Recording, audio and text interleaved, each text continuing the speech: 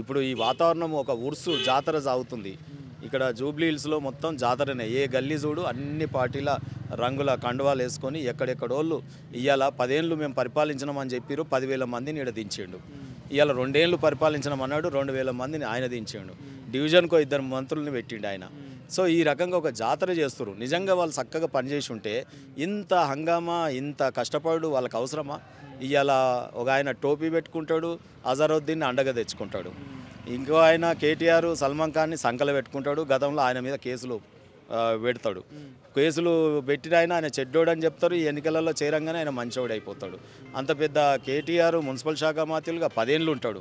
2 ఏళ్ళు ముఖ్యమంత్రిగా కూతవేటు దూరంలో జూబ్లీ హిల్స్లో ఉంటాడు. మరి ఈ జూబ్లీ హిల్స్ సమస్యలు ఇప్పటివరకు తీర్చలే. ఇంకా అంటారు జూబ్లీ హిల్స్ అభివృద్ధి కాలే, ఇక రేపు మేము గెలవంగానే చేస్తామని అంటారు.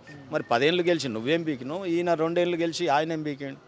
ఇప్పుడు వారి భాషలో మాట్లాడాల్సి వస్తుంది మేము కూడా.